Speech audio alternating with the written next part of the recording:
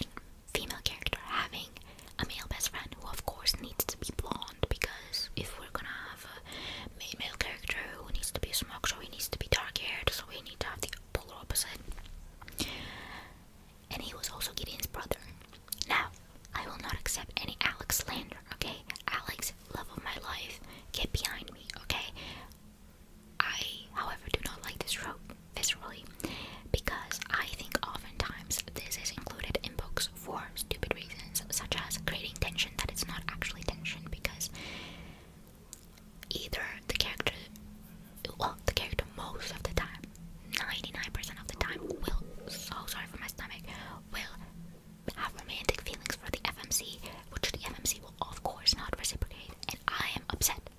Because unless you are painting, unless you are using him simply as like collateral damage, and then turn him evil, which certain books have done, then you're creating a character that is kind and loving and means so much for the main character, means so much to the main character, and also has pure genuine intentions, and you just reject him based on attractiveness and the fact that you want your female main character to end up with the brooding, unsympathetic, dark-haired hero. I will say that I'm not claiming this is how it was handled, and I do have positive things to say about certain aspects how this whole plot line or plot point trope was handled, but I think it was there to create tension because he's Gideon's brother, all of that, and he's Rune's best friend. I still think it was not fair. I still think it was pointless. It was not creating tension for me. To me, I just felt I hated every single time it was brought up because I was hurting for Alex, who did not deserve this. Like, and I think if you think about it, and if you think about everything that happens, having Gideon then go for Rune, it's, and there was a certain way that Alex's love for Rune was spoken about in the second book that I draw issue with, because I don't think, hear me out, I don't think that if the if the best friend of the FMC, who is all these incredible things, but he just wants her safe, so he wants to take her away from danger, that he's wrong for this. I really do not agree with this, because I don't agree that having a character worry for someone that they love and want them out of danger is selfish and trying to infantilize them or make them like seem incapable. I've seen this in Fourth Wing where Dane, Violet's best friend, was, well, there's like different things with him, right? But people constantly shitted on him like, oh, he's not good because Satan believes in Violet and he lets her do things and Dane doesn't. Would you let someone that you love and care about put themselves recklessly in danger? No, you wouldn't. You would draw an issue with it. And I think that's a fair thing to say. It's a fair thing to do. It's a fair thing for the FMC to not agree and not want to go along with it. But I hate if the narrative tries to make it out to be a flaw. It's not. It's not fair. And the whole concept of he never understood me. No, Diva, no, you're wrong. Because that's not about, oh, he didn't understand me. No, that's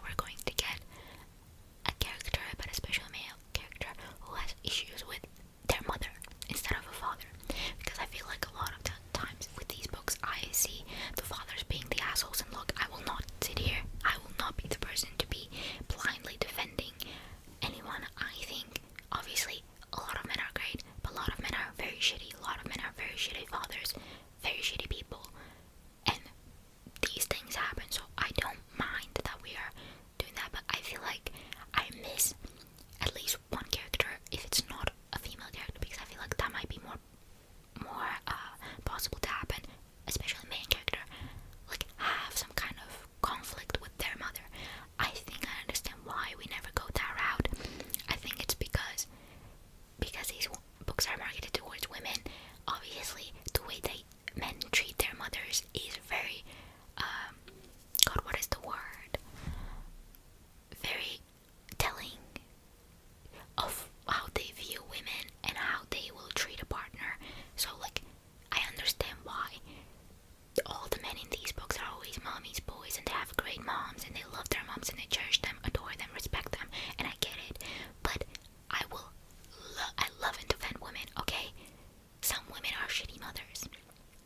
You can absolutely write a woman that is simply a bad mother and have a male main character acknowledge, my mother sucked. My mother was not even like, oh, she was not a woman. No, she simply was not a good parent. That has nothing to do with what a woman is like or what a woman should be like. It's simply that person was not fit to be a parent and they failed me. You know? And that's just something that I was thinking about. Because I feel like it's more common to see conflict with mothers if it's a woman, because, you know, oftentimes they're like manipulative or abusive, they restrict their daughters, whatever, project things onto them, stuff like that. But I don't see it from male perspective, like male, female, main male characters perspective, which, I don't know, it's just food for thought. But yeah, I had a great time with this. Like, you know, obviously, because I do enjoy figure skating and I do enjoy hockey, so when I think about these books, I always want more from them in these aspects, but they're never going to be that, so I can't be raising the rating. I think 4 stars is great. I think about them a lot. I love them a lot. Someone was hot, thank you. So, like, great times. Then another thing that I got to read was The God of the Woods. The God of the Woods, The God of the Woods, The God of the Woods by Liz Moore. This was mine and Freya's buddy read. And ladies and gentlemen, this was my first 5-star of the year.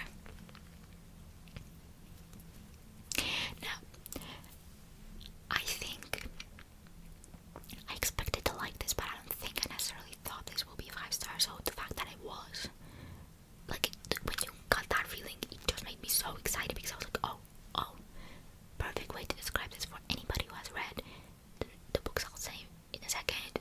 You will love this. This feels like a love child between Where the Crawdads Sing and Everything I Never Told You.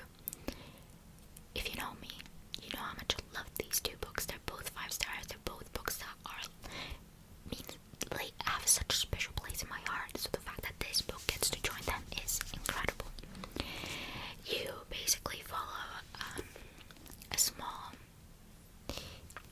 community in the 1980s, later dirty fucking liar, 1975, thank you very much, in 1960s.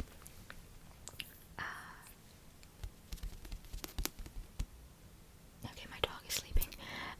Basically, you follow a small community where a summer camp takes place. The summer camp is administered or run by the most notorious and powerful family in the area, the Fenlars. This has been in the family for generations, and it's very known. It's this big thing, right? It's not like anybody can necessarily go to it, but it's a known thing that this is what happens. However, during the summer of 75, one of the campers goes missing, a girl, 12-year-old girl. And this girl is the daughter of the Fenlars. And basically, you follow many characters, so many different points of view that are trying to show you different sides of the story from when Barbara Fenlar goes missing. The reason why this gets ultimately very complicated is that this is not the first child of Fenlars that actually went missing. 14 years ago, her brother went missing. And they never found him. And now 14 years later, another child of Fenlars goes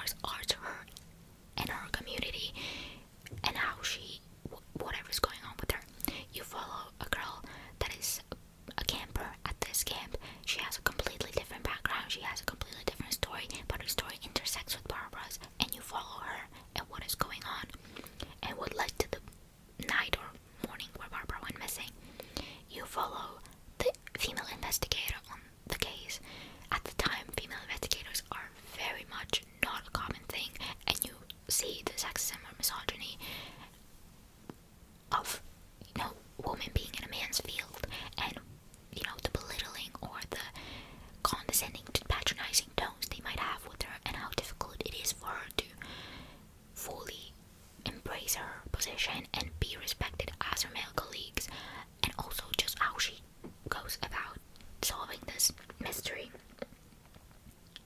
You follow Barbara's mother and you understand what was her story, what happened during her first child's disappearance, how she was after what she is like now, and what Barbara's disappearance did to her, you know. You follow a man that you might think, oh, this is so random, it's just a man from the town that was helping. I think he worked for the Van Lars, kind of. I don't remember exactly what position right now, but he's a man from the town, and he was helping with the search for a bear, Barbara's brother. Why is his point of view important? Why is his story so important? Why do I need to know about his wife, kids, all of that? Trust you do. And it all ties so perfectly together, because whether you like it or not, all of these people are completely intertwined in the tiniest, most invisible strings ways that you cannot imagine, and it all links back to the Van Lars.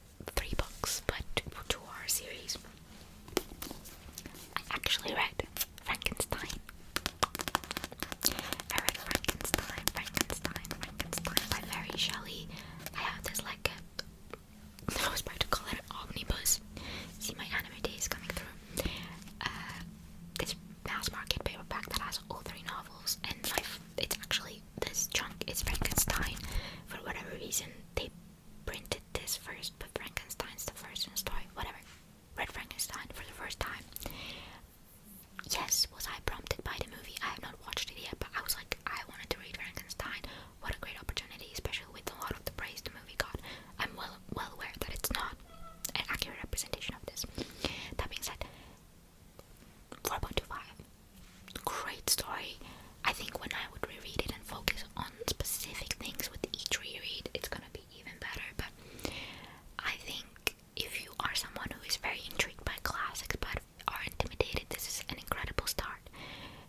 Even though it's obviously written in Old English, it does not feel like you're reading Old English. It's very easy to understand. The story is very gripping, very intriguing, and actually, as someone who obviously has heard of Frankenstein, has heard of many things about the story, I did not actually know all of the nuances, and I did not know so many aspects that were very surprising and intriguing, and I can understand why this was very much a gothic horror tale back in the day. Like, I get it, and the idea of it is very terrifying. You basically follow a man who is very ambitious, very smart, very driven, and he has these big dreams and big aspirations and a lot of passion towards science and different things, and his passion drives him mad, and he becomes determined to create life. He wants to bring life to an inanimate object, kind of, and he obviously succeeds. That's not a spoiler, and you follow the story basically from that point, kind of. There's a little bit more to that, but that happens quite in the beginning of the book. He gives life to an animate built bodily mass that he put together, and then his life turns upside down, and he will forever bear the consequences of this decision of his. What I didn't expect was how